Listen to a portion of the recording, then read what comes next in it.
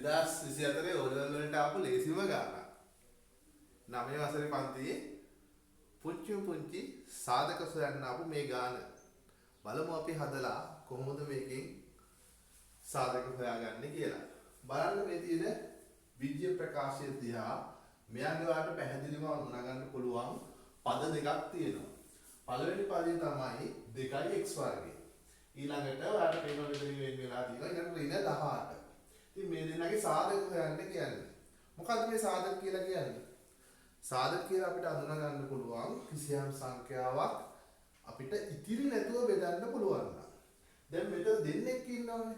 එතකොට එහෙමනම් මේ දෙන්නම බෙදන්න පුළුවන් සාධකයක් තමයි ඔයා හොයාගන්නේ. ඒතර ඔයාලට පුළුවන් මේ පද දෙක දිහා බැලුවහම මේ දෙන්නම බෙදන්න පුළුවන් දෙකෙන්. මෙයාවත් දෙකෙන් බෙදන්න පුළුවන් මෙයාවත් දෙකෙන් බෙදන්න පුළුවන්. එහෙනම් මුලින්ම ඔයාලට පුළුවන් පොදු සාධක විදියට මෙතෙන්දී දෙක පොදු සාධකයක් විදිහට ආරම්භ වරහන් ලකුණක් දාන්න පුළුවන්. ඉතින් වරහන් ලකුණක් දාලා ඔයා කරන්නේ මේ තියෙන පද දෙකම මේ විදිහට ගත්ත දෙකෙන් බෙදන්න පුළුවන්. 2x වර්ගය දෙකෙන් බෙදනවා. එතකොට ඉතුරු වෙනවා x වර්ගය. ඊළඟට ඍණ 18 දෙකෙන් බෙදනවා. එතකොට ඍණයි ධනයි බෙදුනහම ලකුණ වෙන්නේ ඍණ 18ට දෙකේව තියෙනවා 9ක්. ඔන්න ලැබුණා ඔයාලට අලුත් ප්‍රකාශයක්. ඉතින් මෙයා දැක්කහම පුංචි දෙයක් ඔයාලට මතක් වෙන්න ඕන. මෙතන මේ තියෙන 9 කියලා ලැබිච්ච අගේ. මෙයාව මේ එහා පැත්තේ වර්ග පදයක් තියෙන හින්දා ඔයා පොඩ්ඩක් try කරන්න 9 ලියන්න පුළුවන් 3 වර්ගයේ විදිහට.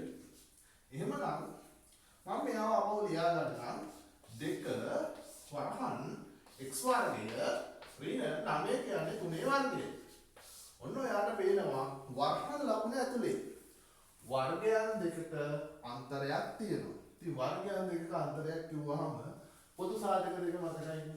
A වර්ගයේ ඍණ B වර්ගයේ විදිහට තිබ්බොත් ඔයාට පුළුවන් මෙතෙන්දී සාධක යුගලක් හඳුනා ගන්න. එක්කෙනෙක් A ඍණ B අනිත් එක්කෙනා A ධන B විදිහට. හොඳයි.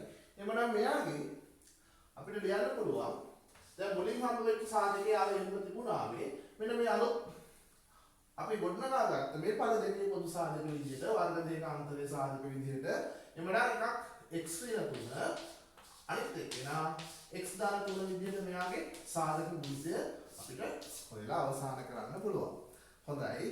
එහෙනම් අපි ඊළඟ වීඩියෝ එකෙන් තවත් මේ වගේ ලස්සන ගානක් එක්කලා හමු වෙමු. ස්තුතියි.